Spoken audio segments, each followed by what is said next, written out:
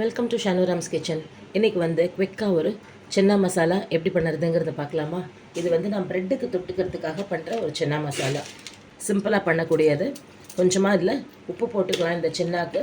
இந்த சென்னாவை வந்து நான் ஓவர் நைட் நல்லா ஊற வச்சுருக்கேன். நீங்கள் வந்து ஈவினிங் பண்ணுற மாதிரி பிளான் பண்ணிட்டேன் அப்படின்னாக்கா கார்த்தாலேயே வந்து ஊற போட்டுருங்க. ஸோ தட் வந்து ஒரு 6லேருந்து 8 மணி நேரம் நல்லா ஊறினா தான் உங்களுக்கு வந்து நல்லா வேகும். நல்லா வெந்தால் தான் உங்களுக்கு வயிற்றை கெடுக்காமல் இதை சாப்பிடவும் முடியும். இப்போ இந்த சென்னாக்கு தேவையான அளவுக்கு உப்பும் மஞ்சள் பொடியும் போட்டுட்டேன். இந்த குக்கரை வந்து க்ளோஸ் பண்ணிடலாம். வெயிட்டை போட்டுட்டு இதை அப்படியே அடுப்பில் தூக்கி வச்சிடலாம். இது வந்து ஒரு 6லேருந்து 7 விசில் வரைக்கும் வரட்டும். குக்கர் வந்து இப்போதைக்கு அடுப்பில் வச்சாச்சு.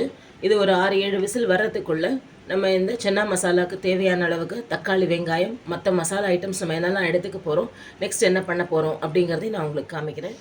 சென்னா வந்து நல்லா ஒரு 6 விசில் கொடுத்து எடுத்து வச்சுட்டாச்சு. இப்போது அடுத்தது வந்து இந்த சென்னா மசாலாவுக்கு வந்து 2 மீடியம் சைஸ் வெங்காயம் நல்லா பொடியாக கட் பண்ணி எடுத்து வச்சுட்டுருக்கேன். இந்த அளவுக்கு நல்லா பொடியாக கட் பண்ணிக்கோங்க, அப்போ தான் நல்லா இருக்கும்.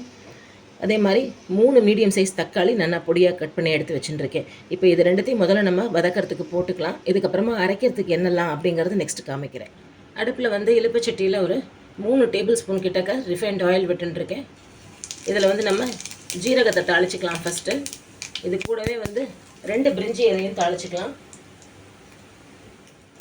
இப்போ நம்ம பொடியாக கட் பண்ணி எடுத்து வச்சுருக்கிற இந்த வெங்காயத்தை சேர்த்துக்கலாம்.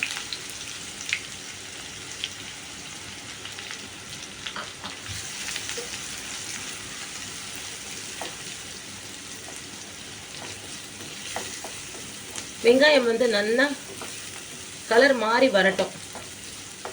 அதுக்கப்புறமா நம்ம வந்து தக்காளியை வந்து இதில் ஆட் பண்ணிக்கலாம். வெங்காயம் வந்து நல்லா கலர் சேஞ்ச் ஆகி வர ஆரம்பிச்சிடுது. இந்த சமயத்தில் நம்ம நறுக்கி எடுத்து வச்சுருக்கிற தக்காளியை போட்டுக்கலாம். இந்த தக்காளியை வதக்க போட்ட சமயத்துலேயே இந்த கிரேவிக்கு தேவையான அளவுக்கு என்னெல்லாம் மசாலாஸ் வேணுமோ அதெல்லாமும் நான் இப்போ உங்களுக்கு காமிச்சிடுறேன். ஒரு 1/4 ஸ்பூன் கிட்டக்க மஞ்சள் பொடி எடுத்துட்டுருக்கேன். ஆல்ரெடி சென்னால் வந்து நம்ம வேக போடும்போதே கொஞ்சம் உப்பு போட்டிருக்கோம். அதனால் இந்த கிரேவிக்கு மட்டும் தேவையான அளவுக்கு உப்பு எடுத்துட்டுருக்கேன். இங்கே வந்து ஒரு 2 டீஸ்பூன் கிட்டக்க தனியா பவுடர் எடுத்துட்டுருக்கேன். இது வந்து நார்மல் சில்லி பவுடர் ஒரு 1/2 ஸ்பூன் கிட்டக்க எடுத்துட்டுருக்கேன். அதே மாதிரி ஜீரக பவுடர் வந்து ஒரு 1/2 ஸ்பூன். இது வந்து காஷ்மீரி சில்லி பவுடர். இது வந்து கொஞ்சம் கலரும் நல்லா கொடுக்குங்கிறதுனால இதையும் ஒரு 1/2 ஸ்பூன் எடுத்துட்டுருக்கேன். காஷ்மீரி சில்லி பவுடர் இல்லைன்னா நீங்கள் நார்மல் சில்லி பவுடரையே 1 ஸ்பூன் கிட்டக்க எடுத்துக்கோங்க. ஸோ இப்போ இது எல்லாத்தையுமே இதோட போட்டுடலாம். இது எல்லாத்தையும் நல்லா மிக்ஸ் பண்ணிவிட்டு ஒரே ஒரு சொட்டு தண்ணி விட்டு தட்டை போட்டு மூடி வச்சுடலாம் நம்ம. ஸோ தட் வந்து இந்த மசாலாஸ் எதுவும் வந்து ரொம்ப கரிஞ்சு போகாது. அட் த சேம் டைம் நல்லா வந்து ஒரு தொக்கு மாதிரியான கன்சிஸ்டன்சிக்கு சட்டுன்னு வந்துடும். இவ்வளோ போரும் தண்ணி.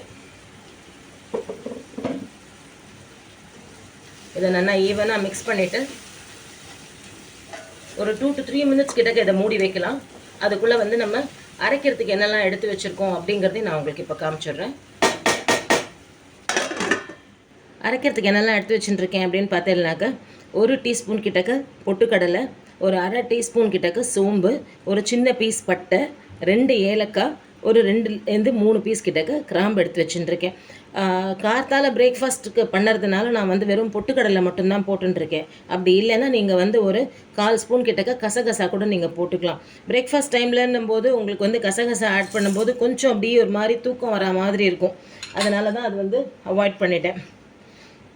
ஸோ இப்போ இது கூடவே வந்து ஒரு 3 பல் கிட்டக்க பூண்டு, ஒரு கட்டவரல் திக்னஸ்க்கு இஞ்சி, 2 பச்சை மிளகாய் எடுத்துட்டுருக்கேன். ஸோ இதையும் ஆட் பண்ணிக்கலாம்.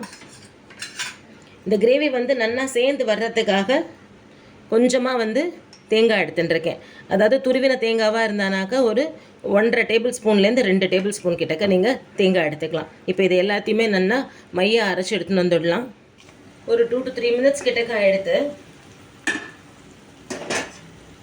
எந்த அளவுக்கு வந்து நல்லா மசாலா குக் ஆகிருக்குன்னு பார்த்தீங்கன்னாக்கா நல்லா மேலே வந்து நல்லா எண்ணெய் பிரிஞ்சு வந்திருக்கு பாருங்க. இந்த அளவுக்கு நல்லா ஜம்முன்னு வந்துடுது. இப்போ நம்ம அரைச்சி எடுத்து வச்சுருக்கோம் இல்லையா, இதை வந்து இதில் அப்படியே விட்டுடலாம்.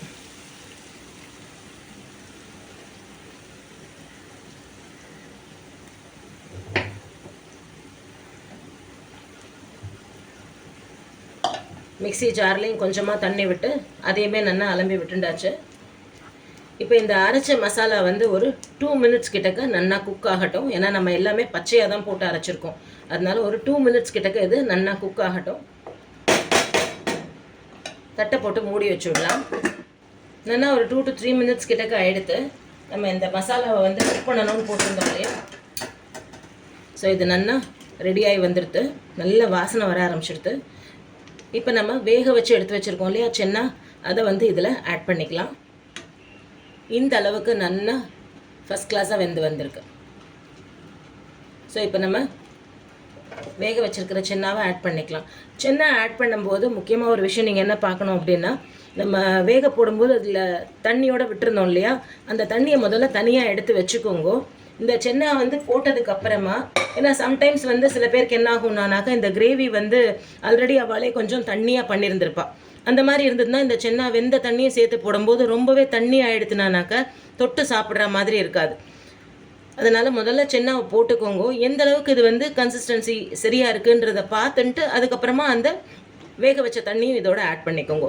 பட் முடிஞ்ச வரைக்கும் அந்த தண்ணி வந்து நீங்கள் அளவாக வச்சுட்டேல் அப்படின்னாக்கா அந்த தண்ணியை வந்து நம்ம வேஸ்ட் பண்ண வேண்டாம். ஏன்னா சென்னா வெந்த தண்ணி அப்படின்னும் போது எல்லா நியூட்ரியன்ட் வேல்யூவும் அதில் தான் இருக்கும். இதை நான் இங்கே எடுத்து வச்சுருக்கேன். இதுலேருந்து இப்போ இதை வெட்டுக்கிறேங்க. அடுப்பை கொஞ்சம் நல்லா பெருசாக வச்சுக்கலாம். இப்போ இந்த சென்னா போட்டதுக்கப்புறமா இந்த மொத்த கிரேவியும் வந்து ஒரு 2 to 3 மினிட்ஸ் கிட்டக்க நல்ல ஹை ஃப்ளேமில் நல்லா கொதிக்கட்டும். இன்னும் கொஞ்சம் கூட விட்டுடலாம். அவ்வளோதான். நான் எடுத்து வச்ச சென்னா வெந்த தண்ணி ஃபுல்லாத்தையுமே இதில் விட்டுன்ட்டேன். இப்போ இதுக்கு வந்து முக்கியமான ஒரு ஐட்டம் நம்ம ஆட் பண்ண போகிறோம். என்ன அப்படின்னு பார்த்தீங்கன்னாக்கா எவரெஸ்டோட சோலே மசாலா. இந்த பொடி போட்டுட்டேன்னாக்கா இன்னும் நல்ல ஃப்ளேவர்ஃபுல்லாக இருக்கும். இந்த அளவுக்கு போட்டுக்கோங்க. ஒரு குட்டி டீஸ்பூனால் ஒரு டீஸ்பூன் டு 1.25 டீஸ்பூன் என்ன குவான்டிட்டி இருக்குங்கிறத பார்த்துக்கோங்க. உங்களோட கிரேவி அதுக்கேற்ற மாதிரி நீங்கள் வந்து இந்த பொடியை ஆட் பண்ணிக்கோங்க. ஸோ இப்போ இதை போட்டு நல்லா கலந்து விட்டுடலாம். இந்த ஸ்டேஜில் வந்து உப்பு போருமாங்கிறதையும் செக் பண்ணிக்கிறேன்.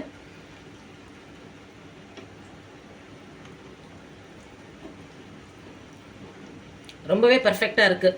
ஸோ இது எல்லாமே சேர்ந்து ஒரு 2 மினிட்ஸ் குடிக்கட்டும். தட்டை போட்டு மூடி வச்சுடலாம். 2 மினிட்ஸ் கழித்து நான் உங்களுக்கு காமிக்கிறேன். நல்லா மூடியை திறக்கும் போதே நல்லா கமகமான வாசனையாக இருக்குது. அவ்வளோதான், நம்மளோட சென்னா மசாலா ரெடி ஆகிடுது. அடுப்பு அணைச்சிட்டு நல்லா ஃப்ரெஷ்ஷாக கட் பண்ணி வச்சுருக்கிற கொத்தமல்லியை போட்டுக்கலாம். மேக்ஸிமம் ஒரு 20 to 25 மினிட்ஸ்க்குள்ளெல்லாம் நம்ம வந்து இந்த சென்னா மசாலாவை ரெடி பண்ணிடலாம். ஏன்னா நம்ம வந்து சென்னாவை ஃபஸ்ட்டு வேக போடுறோம் இல்லையா, வேக போட்ட கையோடவே வந்து அது வெந்து அது வந்து நம்ம ஸ்டீம் அடங்கி குக்கரை திறக்கிறதுக்குள்ளே நமக்கு வேணுங்கிற தக்காளி, வெங்காயம், இஞ்சி, பூண்டு, பச்சை மிளகாய் இது எல்லாத்தையும் நம்ம கட் பண்ணி எடுத்து வச்சுட்டுலாம். அதெல்லாம் வதக்க போட்டு உப்பு காரம் போட்டு அது ரெடி ஆகிற நேரத்துக்குள்ளே அரைக்கிறதுக்கு என்னவோ அதையும் நம்ம ரெடி பண்ணிட்டோம்னா மேக்ஸிமம் 20 to 25 மினிட்ஸில் நம்ம நல்ல சூப்பர் டேஸ்டியான ஒரு சென்னா மசாலாவை ரெடி பண்ணிடலாம். இதை வந்து நான் இன்றைக்கி ப்ரெட்டுக்கு தொட்டுக்கிறதுக்காக நான் இதை வந்து ரெடி பண்ணிட்டுருக்கேன்.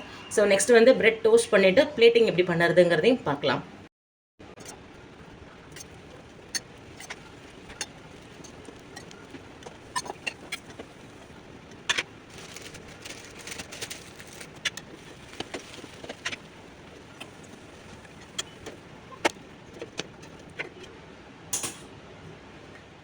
குவிக்காக ஒரு மார்னிங் பிரேக்ஃபாஸ்ட் பிரெட் சென்னா ரெடியாக இருக்குது.